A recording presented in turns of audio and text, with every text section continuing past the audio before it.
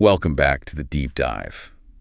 We have been on quite a journey lately, haven't we? We really have. If you've been with us, you know we started way back in the womb looking at the biological blueprints. Then we watched the engine ignite during puberty. And now we're taking these two very distinct biological machines, the male and the female, and we're doing the most dangerous thing you can possibly do with them. We're putting them under the same roof. Exactly. We are talking about marriage.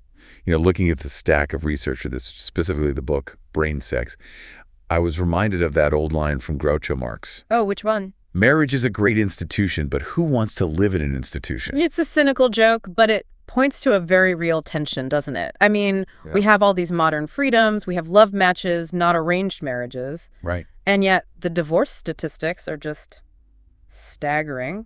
The struggle is real. And that is really the mission for this deep dive. We're trying to figure out why, despite all the love in the world, marriage is still so difficult. And the argument here is fascinating.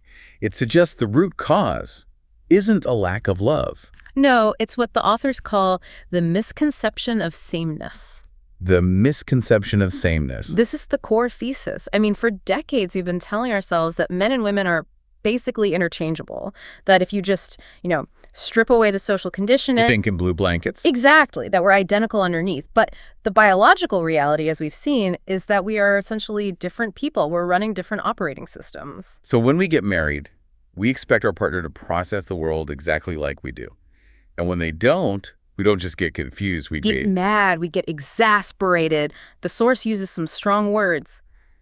Bitterness, recrimination. Because you think they're choosing not to understand you. Precisely. If you believe your partner could think like you but won't, it feels like a betrayal. But if you understand that they actually cannot think like you because their hardware is wired differently, well, that changes the entire landscape of the relationship. Okay, let's unpack that. This hardware misalignment. We should reintroduce the biological baseline from the earlier episodes. We have to. It explains so much of the day-to-day friction. We talked about the filing cabinet versus the superhighway. Right. So to recap, the male brain tends to be specialized. It's compartmentalized. We likened it to a filing cabinet. Specific functions, emotion, language, tasks are all in separate drawers. And the female brain? The female brain is, it's more diffuse, it's highly interconnected. She has that thicker corpus callosum, the bridge between the hemispheres. The superhighway. It's a superhighway where everything connects to everything else. Emotion is wired into speech. Sensory data is wired into thought. Everything's linked. Okay, so how does this play out on, say, the Tuesday night in the living room? The source gives this tunnel vision conflict that I think everyone is going to recognize. Oh, it's the classic scenario. A man is doing something, reading a book, fixing something, even just watching a game. Focused. Totally focused. And his partner tries to talk to him. He doesn't respond. And she immediately assumes he's ignoring her, that he's being rude, that he doesn't care what she has to say. But the source argues that biologically he isn't ignoring her. He literally might not hear her. His brain has engaged a kind of a shutdown mechanism. A shutdown mechanism. Yeah, because his brain is compartmentalized. When he focuses on one task, he shuts down the other channels, especially the auditory ones, to devote all his processing power to that single thing. So he's gone into the reading drawer and has closed the rest of the filing cabinet. Exactly. Now, contrast that with the female brain. She almost never shuts down like that. Her brain is constantly integrating sensory data. She can hear the dripping tap, she hears the baby monitor, she's thinking about dinner, and she's holding a conversation all at once. So to her, his silence feels like a choice, a deliberate choice,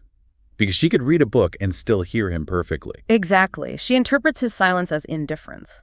But here's the flip side. He interprets her ability to, jump between topics or interrupt him as illogical. Or is nagging. He's thinking, why can't she just focus on one thing? It's a hardware misunderstanding. He's running a single task OS. She's running a multitasking network. And they're both getting angry at the other for not running their software. And this leads us directly into the biggest battlefield of all. Communication. Communication. Or as the source puts it, the talk versus the silence. Oh, this is the big one, the stonewalling myth. Yeah. You hear this all the time. Men refuse to talk about their feelings in a fight. They just shut down. We do hear that. Yeah. And it's usually framed as what? A psychological defense? Emotional immaturity? Yeah. But if we look at the anatomy, there's a physical reason for it. It goes back to that bridge the corpus callosum. Yes. For men, that neural bridge between the right brain, where emotion is largely processed, and the left brain, which generates speech. It's a narrower bridge. It's a thinner cable. So there's a bottleneck. A literal physical bottleneck. When a man is flooded with strong emotion, anger, grief, you name it, that right brain is firing like crazy. But because the connection to his speech center is thinner, he physically struggles to access the words. He can't get the data across. So when he goes silent in an argument, it's not that he's refusing to speak. He's buffering. That is the perfect analogy. He's buffering. He has to wait for that emotional surge to die down so the left brain can come back online. His silence is a processing delay, not a rejection. But the woman standing there doesn't have that delay. Not at all. Her emotion and speech centers are doubly connected. She's got the superhighway. She can feel intense rage and articulate it perfectly at the same time. In fact, for her, talking it out helps process the emotion. So she's demanding he speak now because that's what would help her. And he's retreating to cool down so he can even find his words. And you get that classic pattern. She chases, he withdraws, she thinks he's hiding from her, he thinks she's attacking him.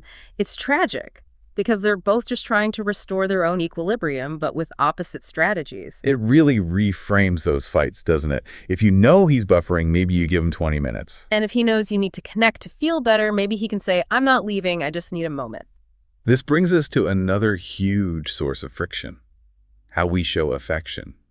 The source calls this the doing versus being divide. This is one of my favorite parts of the research. It explains the tragedy of the unappreciated gift. The idea is that men and women fundamentally view love through different lenses. Let's start with the male mode, the doing. The male brain is instrumental, it's object-oriented. Evolutionarily, the male role was often about providing protection and resources. So the modern male brain tends to express love by providing solutions. He fixes things. He checks the locks at night. He rotates the tires on the car.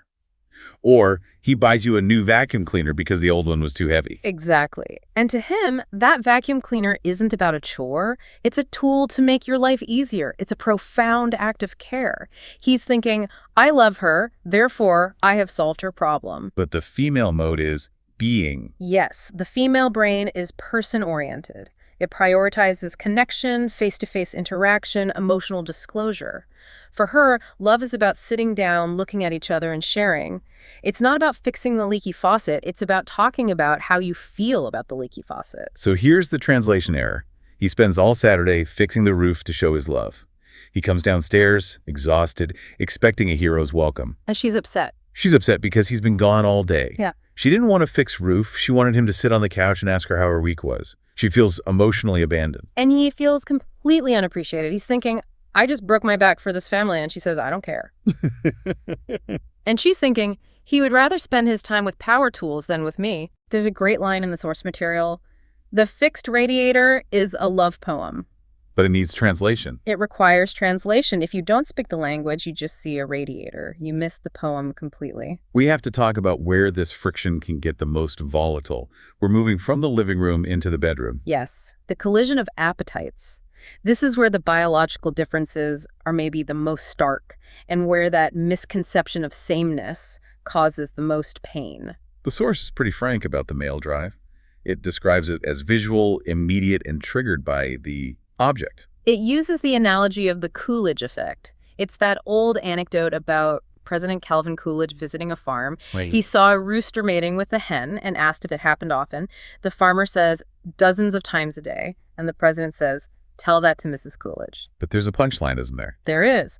Mrs. Coolidge then asks, is it the same hen every time? And the farmer says, oh no, ma'am, a different one each time. And she says, tell that to the president.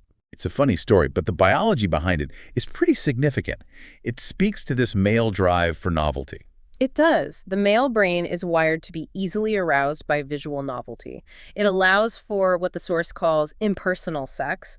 Because of that compartmentalization, the filing cabinet, a man can neurologically separate the sex act from the emotional relationship. He can enjoy the act for the pure physical sensation. Right. And crucially, he often views sex as a way to create the intimacy. He thinks the act itself will bring them closer. Okay, now contrast that with the female drive. The source has a great line. Love enters through the ears.